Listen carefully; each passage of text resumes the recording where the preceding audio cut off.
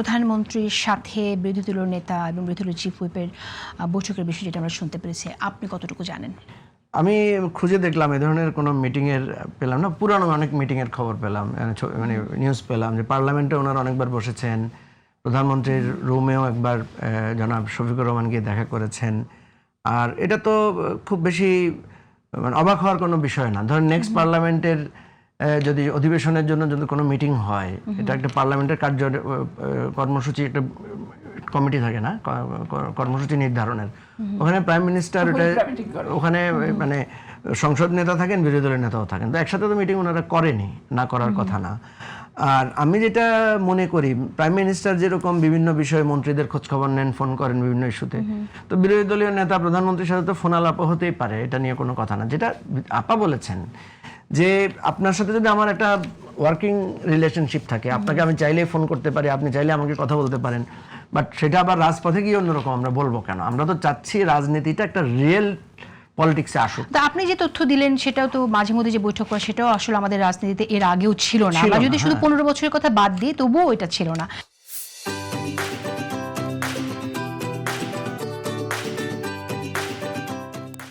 যেখানে আসলে এরকম একটি সম্পর্ক আছে, বিরোধী দলের সাথে আলোচনা করার মতো সম্পর্ক, প্রধানমন্ত্রীর সেরকম গুরুত্ব দিয়ে কথা বলছেন, তারপরও কেন আমরা দেখি বিরোধী দলের নেতারা, এমনকি এনসিপির নেতারা, যাদের কেউ কেউ একসময় আপনার সাথে রাজনীতি করেছেন, তারা বলছেন 6 মাসের মধ্যে এই সরকার ফেল করবে, এরকম বক্তব্য কেন? শুনেন, আমি আপনাকে যেটা মূল কথা সেটা হচ্ছে যে ছোট ছোট করে আলোচনা তো না, মূল কথা হচ্ছে আমাদের পলিটিশিয়ানসদের, বিএনপি জামাত টোটালি ওল্ড ফরম্যাটে পলিটিক্স করতেছে, মানে রাজপথের রাজনীতিটা কিভাবে যাচ্ছে।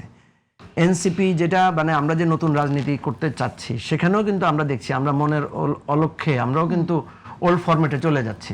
ওল্ড ফরম্যাটটা কি? যে আমি আপনার দিকে আঙ্গুল তুলছি, আপনি আমার দিকে আঙ্গুল তুলছেন, আমি আপনাকে সাক্ষাতে দেখা হইলে ভালো কথা বলছি, আবার বাইরে গিয়ে আপনার বিরুদ্ধে কঠিন কথা বলছি। এই ওল্ড পলিটিক্সটাকেই আমরা বদলাতে চেয়েছিলাম। আপনি দেখবেন এটাতে আমরা কেউ পিছিয়ে নাই। যেরকম জামাত যেরকম বিএনপির বিরুদ্ধে বলছে, বিএনপিও বিভিন্ন তারা আপনি টক শোতে গেলে, বিভিন্ন আলোচনায় গেলে দেখবেন সারাক্ষণ। তো আমার কথা হচ্ছে, আমি আর পাপি আপা ঝগড়া করতেছি, একে অপরের বিরুদ্ধে কথা বলতেছি, কিন্তু আমাদের বিরোধী দল আর সরকারি দলের নেতারা তো একসাথে বসছেন, প্রতিদিন সংসদের বিভিন্ন কমিটিতে ওনারা একসাথে বসছেন, একসাথে খাওয়া দাওয়া করছেন, একসাথে কাজ করছেন, একসাথে নামাজও পড়ছেন। যাই হোক, আমি যেটা মনে করি এই ওল্ড শেপ থেকে এই আলোচনা, আপনি যেটা বলেছেন যে ওল্ড শেপ থেকে বের হওয়া, যেটা নিয়ে আসলে আমরা এই গুরুত্বটা বারবার কথা বলি, কিন্তু কেন বের হওয়া যাচ্ছে না? হ্যাঁ, বের হবে। এই যে আপনি প্রশ্ন তুলছেন না এখন, আমার আপনার আলোচনা যদি ওনাদের কানে যায়, এগুলো হয়তো আস্তে আস্তে কাজে দেবে বলবো না, কিন্তু যারা আসলে এই পুরনো রাজনৈতিক সংস্কৃতি থেকে বের হওয়ার কথা বারবার বলছেন, বা রাজনৈতিক সংস্কৃতি থেকে বের হওয়ার কথা না বললেও আমরা নতুন বাংলাদেশের নতুন বন্দোবস্তের কথা বলছেন। প্রোগ্রামের শুরুতেই বলেছি যে এই যে ঘরে ঘরে দুর্গ গড়ে তোলার কথা বলছেন, তাদের দলে, তাদের ছাত্র সংগঠনের নেতা আমরা দেখছি যে ঠিক আওয়ামী লীগ বা ছাত্রলীগ যে কাজগুলো করেছে, এখন তারা কেউ কেউ সেই কাজ করছে। যেমন ধরেন, আমি আপনাকে উদাহরণস্বরূপ বলি, রাজশাহী ইউনিভার্সিটির নিউজ একটু বলছি আমি আপনাকে। সেখানকার ছাত্র শিবির নেতা সালাউদ্দিন আম্মার সহ অন্যান্য নেতারা, তারা 3 জন শিক্ষার্থীকে দফায় দফায় পিটিয়েছেন এবং তাদেরকে ছাত্রলীগ বলে তাকে পেটানো হয়েছে, এরকমটা শুনতে পাচ্ছি। আমার বক্তব্য হচ্ছে, একসময় তাদেরকে ছাত্র শিবির বলে পেটানো হয়েছে, এখন তারা আবার ছাত্রলীগ বলে পেটাচ্ছে। তো একই সংস্কৃতি তারা ফলো করছে, তাদের তো ফ্যাসিজমের বিরুদ্ধে কথা বলে তারাই কি আসলে সেই পথ অনুসরণ করছে কিনা? হ্যাঁ, ভেরি গুড পয়েন্ট। কথা হচ্ছে যে আমি এই কথাটাকে এইভাবে দেখি, ধরেন শেখ হাসিনা যখন ক্ষমতায়, তখন খালেদা জিয়া কোথায়? জেলখানায়। তারেক রহমান কোথায়? নির্বাসনে। এখন তারেক রহমান যখন মানে সিংহাসনে, তখন আপনি শেখ হাসিনাকে কোথায় দেখতে চান? স্বাভাবিকভাবে যদি প্রকৃতির নিয়ম বলেন, তাহলে আমি যেহেতু খালেদা জিয়া জেলখানায় ছিল, শেখ হাসিনাকে জেলখানায় দেখতে চাই।